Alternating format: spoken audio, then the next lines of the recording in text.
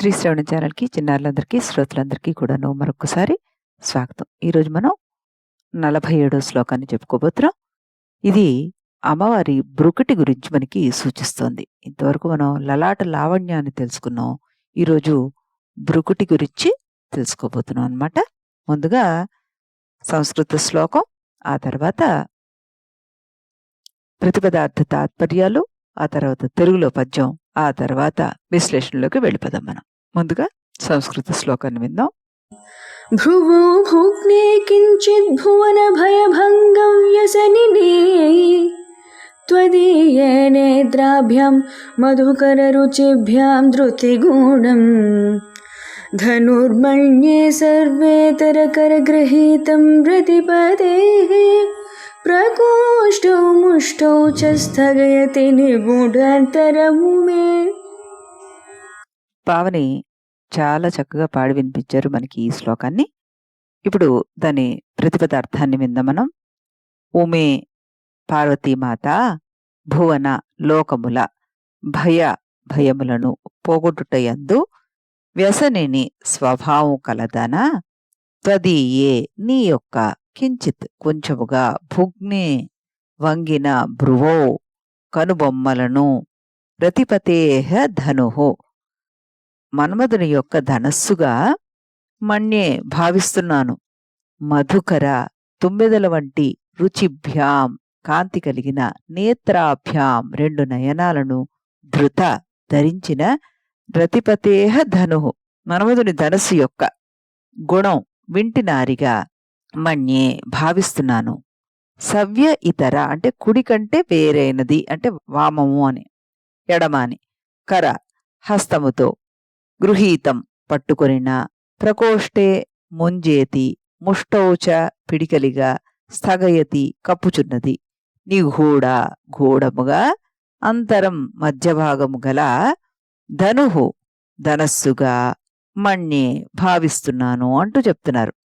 ఓ పార్వతీమాత, ఓ జగజ్జనని, ఓ అంబా, లోకాలయందు కష్టాల్ని తొలగించడమే నీకు వ్యసనంగా ఉంది. కొంచెం వంగిన నీ కనుబొమ్మలు మన్మధుడి ధనస్సులాగా ఉన్నాయి.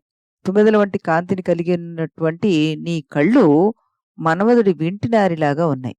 ఆ మన్మధుడు వామహస్తంతోటి ధనస్సు పట్టుకుంటే ముంజేచి పిడికిలి ధనస్సు మధ్య భాగాన్ని కప్పి ఉంచేస్తుంది. అంటే ధనస్సు యొక్క మధ్య భాగం కనబడట్లేదు. అటువంటి మన్మధుడిని ధనస్సులాగా కనబడుతోందమ్మా అంటున్నారు భగవత్పాదుల వారు. దీనికి మనం లలితా సహస్రనామంలో వదనస్మర మాంగళ్య గృహతోరణ చిల్లిక అంటూ ఇక్కడ ఆ నామాన్ని మనం ప్రస్తావించవచ్చు. ఇప్పుడు ముందుగా మనం తెలుగులో పద్యాన్ని విన్న తర్వాత విశ్లేషణలోకి వెళ్దాం. తెలుగులో పద్యాన్ని వినేద్దాం. సొంపుగ వంగి తుమ్మెదల సోయగమందిన కన్నుదోయి సోరింపులు నారిగా ముకులించిన నీ కనుబొమ్మ జంట బల్వంపుగా వామహస్తమున పట్టగ ముష్టికి కౌను దాగుచున్ సొంపుగనున్న మన్మధుని సుందకార్ముక మంచునెంచెదన్. అనురాధ గారు చక్కగా పద్యాన్ని ఆలపించి మనకి వినిపించారు. మరొకసారి ఆవిడకి అభినందనలు తెలుపుతూ మనం విశ్లేషణలో కనుక వెళ్తే మనకి ఇందాక చెప్పుకున్నట్టుగా లలితా సహస్రనామంలో వదనస్మర మాంగళ్య గృహతోరణ చిల్లిక అన్నారు. వదనం అంటే అక్కడ ముఖం, స్మర అంటే మన్మధుడు, మాంగళ్యం అంటే శుభమైన, గృహ నివాసానికి తోరణం వలె నీ కనుబొమ్మలు ఉన్నాయంటూ చెప్తున్నారు. ఇక్కడ అమ్మవారి రెండు కనుబొమ్మల గురించి మనం చెప్పుకుంటున్నాం. శంకరుల వారు ఆ రెండు కనుబొమ్మల గురించి చెప్తున్నారు. మన్మధుడు తన కార్యక్రమ నిర్వహణానికి ఒక నిలయాన్ని ఏర్పరచుకోవాలనుకున్నాడు. అందుకు అమ్మవారి ముఖమే అతనికి సరిగ్గా కనబడిందిట. ప్రళయంలో అయ్యవారు అమ్మవారి వదనాన్ని స్మరిస్తే ముందు పుట్టేవాడు మన్మధుడు. అంటే ఇలా స్మరిస్తే అంటే గుర్తు చేసుకుంటే పుట్టేవాడు కాబట్టి మన్మధుణ్ణి స్మరుడు అన్నారు. అయ్యవారు తన కంటి మంటతోటి పూర్వం మన్మధుడిని బూడిద చేశారు. కానీ అదే అయ్యవారు అమ్మగారి వదనం గుర్తుకు రాగానే తన కోరికకు బదులు ముందు ఆవిడ కోరికను తీర్చడం కోసం మన్మధుడిని పునర్జీవితుడిని చేయాల్సి వచ్చింది. అలా మాడిపోయి బూడిదైపోయిన ఈ మన్మధుడికి జీవం రావడానికి కారణమైన అమ్మవారి ముఖం అతనికి మంగళ గృహం అని ఇక్కడ చక్కగా అర్థం చేసుకోవచ్చు. ఈ నామంలో కొన్ని రహస్యాలు వెతికితే బీజాక్షరాలు కూడా మనకున్నాయి.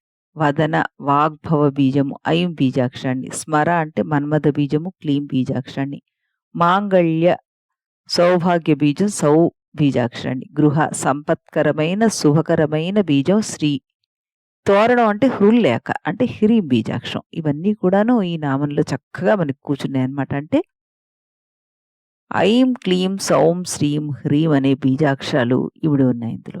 ఐం క్లీం సౌ ఈ మూడింటి కూటమి ముఖమైతే శ్రీం హ్రీం 2 కనుబొమ్మల కింద మనకి సూచించబడుతున్నాయి.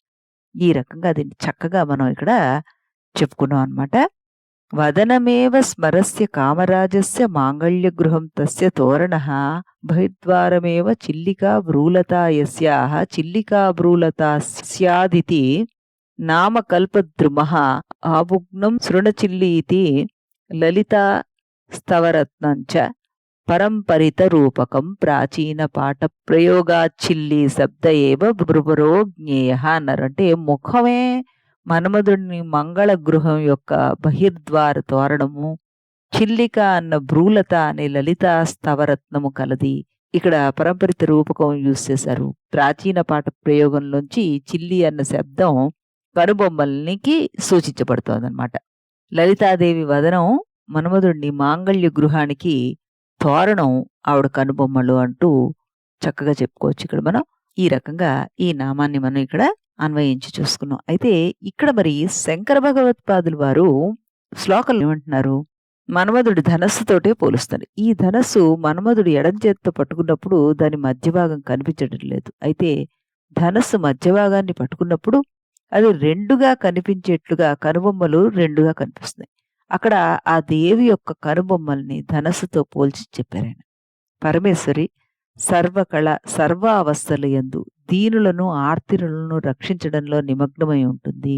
సప్తసతిలో శుంభ నిశుంభుల వధ జరిగిన తర్వాత ఇంద్రాది దేవతలు పరమేశ్వరుని పరిపరి విధాల ధ్యానించారు. అప్పుడు ఆవిడ దేవతలతోటి ఇత్తం యదా యదా బాధ దానవోత్తా భవిష్యతి తదా తదావతీ ద్వాహం కరిష్యామ్యరి సంక్షయం.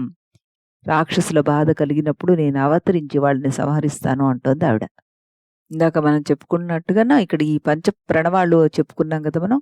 ఐం క్లీం సౌ అని, శ్రీం హ్రీం అని, ఐం అంటే వదనం అని, క్లీం అంటే స్మర అని, సౌ అంటే మంగళ్యం అని, శ్రీం అంటే గృహ అని, హ్రీం అంటే తోరణం అని షోడశ శివమంత్రంలో పంచ ప్రణవాలు అనోమ విలోమంగా చెప్పబడతాయి మనకి. ఈ నామంలో పరమేశ్వరి ముఖం మన్మథ గృహం అని, కనుబొమ్మలు ఆ గృహానికి కట్టిన మంగళ తోరణాలు అంటూ చెప్పబడింది.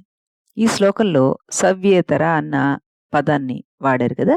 మన్మధుడు ఎడం చేత్తోటి విల్లు పట్టుకుని ఉన్నట్టుగా అర్థం ఉంది. అర్జునుడు సవ్యసాచి అంటారు. ఎడం చేత్తోనూ బాణాలు సంధించగల వీరుడు అని అర్థం. బహుశా మన్మధుడు కూడా సవ్యసాచి అయి ఉండాలి. అందుకే సవ్యేతర అనడంలో కుడి చేత్తో విల్లు పట్టుకున్నట్టుగా ఉన్నది మన్మధుడు అని చెప్పుకోవచ్చు. భవానీ భుజంగ ప్రియాత స్తోత్రంలో శ్రీ శంకర భగవత్పాదుల వారు 8వ శ్లోకంలో అమ్మవారి లలాటము కనుబొమ్మలు దానిపైన కస్తూరి తిలకాన్ని వర్ణించారనమాట. అందులో సునాసాపుటం సుందర భ్రూ లలాటం తవోష్టశ్రయం దాన దక్షం కటాక్షం లలాటోల్ల సందగ్ధ కస్తూరి భూషం స్ఫురశ్రీ ముఖాంబుజమీడేహమాంబ అన్నారు. అంటే చక్కటి నాసిగా సుందరమైన కనుబొమ్మలు లలాట లావణ్య దుతి భక్తులకు వరదానం చేసి తీయని పదాలు పలికేటట్టు ఆ పెదాలు కరుణా కటాక్షాలు, లలాటం పైన కస్తూరి సువాసనలు వెదజల్లే ఆ తిలకం, నీ ముఖారవిందాన్ని నేను తనివి తీరా దర్శిస్తున్నాను అంటూ అమ్మవారిని కీర్తించడం జరిగిందనమాట. అమ్మవారి ఆ ముఖారవిందాన్ని చూసినప్పుడు మనకి ఎటువంటి చింతలు ఉండకుండా వాటన్నిటిని జయిస్తాం మనం అంటూ చక్కగా మనం చెప్పుకోవచ్చు.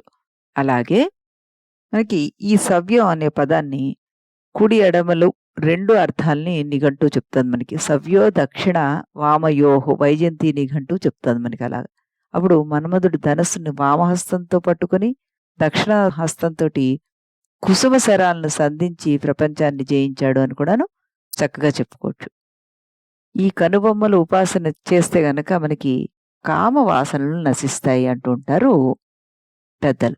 అమ్మవారి ఈ కనుబొమ్మలు కేవలం శత్రువుని జడిపించే విల్లు మాత్రమే కానీ సరసంధానం చేసే తోపుల విల్లు కాదని మనం ఇక్కడ గ్రహించాలి. అందువల్ల అమ్మను శ్లోక ప్రథమ పాదంలోనే భువన భయ భంగ వ్యసని అంటూ చక్కగా వర్ణించడం జరిగిందనమాట. దీనికి సంబంధించిన యంత్రం చూస్తే సమచతురస్రాకారంలో 4 త్రిశూలాలు కలిగినటువంటి హ్రీంత్రయుక్త బీజాక్షరాన్ని కలిగి ఉన్నటువంటిది ఇది. యంత్రాన్ని గాని బీజాక్షరాన్ని గాని మనంతట మనం ఎప్పుడూ కూడాను సాధన చేయకూడదు.